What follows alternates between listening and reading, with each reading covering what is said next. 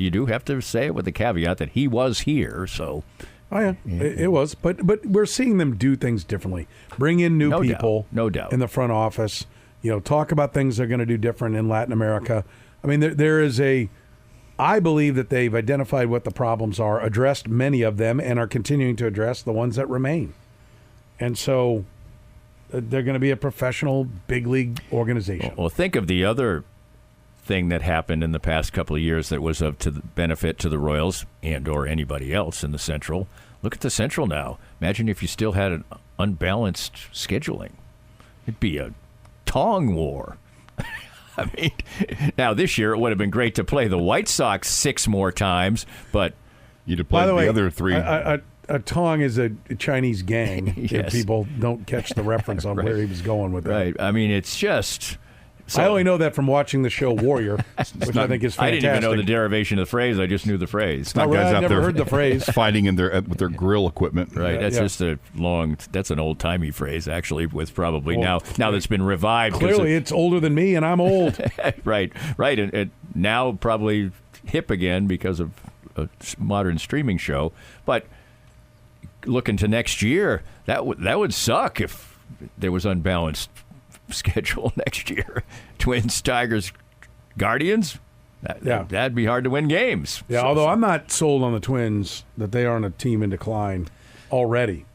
They have gone about it like a big market team when they don't really spend exactly like, and they've talked now openly about fiscal responsibility and stuff like that. So they may be in for a step back, but their market like 14. That's the thing. Like, I know this just in Minneapolis, St. Paul is not small market, and they draw well too.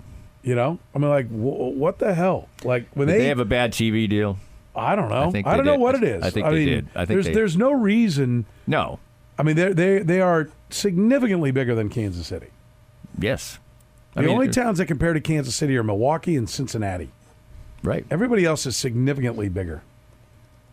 The only one that's kind of an outlier is, San Diego isn't that big like a TV market or whatever, but it's right. But it's in California. They're now the only game in town. Their ballpark is right downtown in a beautiful city that you love to go downtown to in a great area. Yeah, they get and it's perfect weather. Yes, and the weather is perfect every day of the year. Right. Like my buddy lives out there, and I was out once in the dead of winter, and he had to turn the defrost on, and he didn't know where it was on his car. Like it was like this abnormally cold evening, and he had to put the defroster on, and he literally didn't know where it was on his car. Yeah, like my daughter lived in suburban San Francisco, so she was away from the ocean, the water. And she eventually has gotten so bored with it being sunny and 75 every day. She lives in Amsterdam now, where it rains all the time. Oh, good Lord! The Padres almost get a kiss in terms of the turnstile revenue because of how many people come from out of town. Well, that might be, but I mean, there were plenty of Padre fans there. Yeah. I got a buddy who works for the Padres, and he's like, dude, it's insane the way it's changed. The Padres are kind of this afterthought, but the owners spent money. Right now, he pulled back how much money he spent this year, moving Soto and that kind of stuff. Different guy, wasn't it? It is a different guy, yeah. He was part of the ownership group, but it's not a totally new. No, he's not he was like a minority owner, right? And then I think so. Bought out the family of the man who passed away. I didn't realize that. Okay, I think I'm right about that. I don't know, Curse. Maybe you look that up, but also they have a young, swaggering, hip, cool team that pisses other people off, but they're fun. I mean, if you don't hate them, you think they're fun. So. And they don't have red and blue uniforms. Right. Which I appreciate all teams that are not red and blue, because like 24 of them are.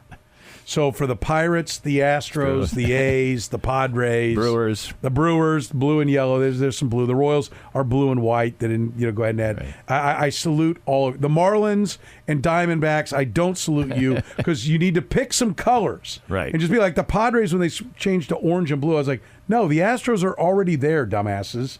Like you had brown and yellow. You were the only ones. Go back to that. And now you look in that stadium, everybody there agrees. Because like usually when teams screw around, like every now and then you'll see one of the blue and orange Padre things. Everybody has embraced the brown and yellow like it's unique. That's another reason to like the Padres. All right, let's take a break. More with Danny Klinkskill. We'll get into the Chiefs, the local college football teams. We're talking to the man, the myth, the legend. He is Danny Klinkskill. It's a little Danny Unleashed, brought to you by Easton Roofing.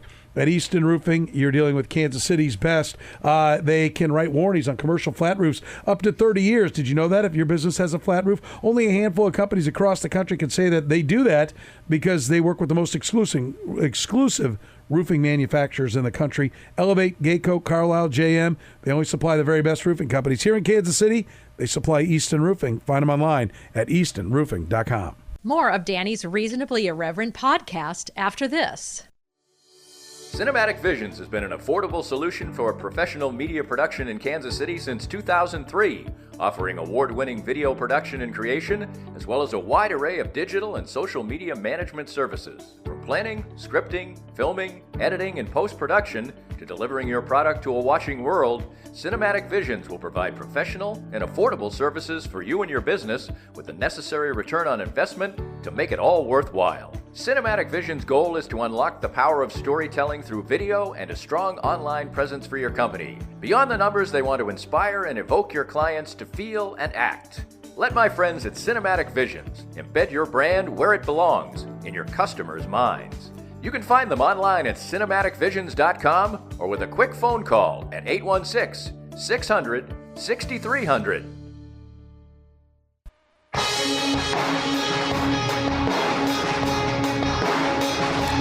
All right, the Good Sense end of the hour answer. Lay it on us, Curtis. With at least 5 games played, what baseball franchise has the worst record in winner-take-all games? Oh, winner-take-all games. Yes. Not elimination. So last games. night was not one of those games. Right. No. Because the Guardians had lost 10 in a row. Minimum of when how many? facing elimination until yesterday. Minimum of 5. 5 games played. Winner-take-all games. Marlins. No, the Marlins are actually quite good. They are 2-0. Have lost They've the only played most? 2. They've Are you Now, winning lost the most or has who the has best? the worst winning percentage in winning winner-take-all percentage. games I with was a gonna minimum say- of 5. I was going to say the most. I would say the Yankees because they'd be in You the said most. the Marlins. The Marlins actually are 2-0 in Well, I was winner-take-all thinking games. good. I Yeah. was what I No, was it's thinking. bad. You It's want the worst. bad, Bad. Worst category? record. They're 1-8. Brewers. Milwaukee's 2-5. No, this team has lost their last 8. They won their first one. They've lost 8 straight. Won their first. Brewers? Nope. I He just said Brewers. said Brewers. Oh, I didn't know. Sorry. They're 2-5. What the hell is the matter with you? I was thinking. Is it Jackal? Was thinking so deeply I didn't hear your Deep Thoughts by Jack Handy. I can't Yes. even think now. I'm just so perplexed by the fact that Jeez. They've lost 8 in a row? Yeah. They lost one of the greatest Game 7s in World Series history. are the Guardians? Guardians. Yeah.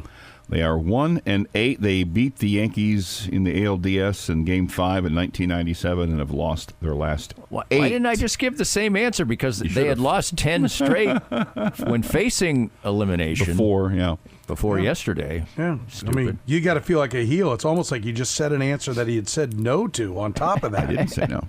I didn't. Well, I didn't what say I was, didn't know if I it was an wrong. official It guess. was a different question. So. The team with the best record, there is a minimum of 5. Arizona's 4-1, but regardless of minimum number, the Padres are 3-0 in winner-take-all games. Both those teams, Guardians and Padres, will play a winner-take-all game this weekend. We just gave away Good Sense. Join the Good Sense Rewards program or download the Good Sense app to earn free food and other craveable deals. Earn a $5 off reward just for signing up on the app. Join Good Sense Rewards to get exclusive offers, discounts, and sneak peeks of upcoming menu items. Download the app today and start earning 10 points for every $1 you earn. Visit goodsensesubs.com/rewards to learn more or download the Good Sense app on your app store today. Good food that makes good sense. Great idea, by the way, if you're doing a little Friday night tailgating. Go get a party box and take it with you. Royals, by the way, 4-3 all time. After losing their first 2, they have won 4 of 5. The only loss being obviously Game 7 of the 14 series. So they're red hot. Red hot. Red hot are these Kansas City Royals. How about these Kansas City Chiefs? Is it all fixed? No. But okay. But isn't it nice that it's not all fixed and you're 5-0? I mean, that's a good way to go about your business. It's not all fixed. I just don't think in the modern context of, we just don't see complete teams. You know, you think back, maybe the Cowboys back in the 90s, was that the last sort of more free agency when you just got to keep all your... It came down right as they were wrapping up. Right. You got to keep all your players. Now, if guys win, they're pretty good. They're a starter on your team. They go somewhere else and make money. So it's I think you're always fixing problems. Well, I think also the price of the quarterback is going up so much that when you get the quarterback, it forces you to not be good somewhere. The quarterback, and if he's going to take the check, he's got to overcome it. You don't get to have the best of everything around you. I mean, we make a big deal, and rightfully so, about Patrick Mahomes taking less so that he can have a good team around him. He's still taking a lot. He's still taking a lot more than anybody else. I mean, when quarterbacks are making $60 million and Chris Jones at like $30 million is the highest. Is he the highest paid? Or did the receivers, probably I think we got some receivers like 32 that are up there. But, quarterbacks are doubling up the next highest paid position at the top end. So it's tough to be complete and deep at everything. So I think you're always solving problems to a certain degree. And then it just depends on what the year you're in, the shake you get from injury, which so far hasn't been so great for the Chiefs. I mean, they've had some years where they've been pretty fortunate with injury. This has not been one of them so far. And you lose significant players, you really can't replace them player for player. You don't have a guy sitting on the bench who's really good. He just can't get past this guy to get some playing time. Otherwise, he's on another team. So I think you're always solving problems. They've won games along the way. I think they can be better. Their defense looks good again. I think that we saw in the first game without multiple receivers that they trotted out more tight ends. It was effective. You got Andy Reid to do it. Defense is in place. The defense is they're playing good now, and they've generally gotten better as the year has gone along. And Steve Spagnuolo seems to have an excellent feel for the one of the areas that they're not so great at, which is rushing the passer without blitzing. But he's such a real master of picking the time to blitz, because they send some exotic blitzes a lot, but he seems to pick the time that's right. You don't see too often where you're like, oh boy, that was a perfect play call against that 6-man front. He seems to have a feel for it. So they get a lot of things in place. Well, let's flip it around. What is there to be concerned about? Oh, I still think that the offense is average, so you can lose some games. I think, you can lose. It's not that hard to lose if you're going to score 19 or 22. Even if your defense plays pretty well, maybe you get a defensive touchdown or a special teams touchdown, and the other team does okay on offense.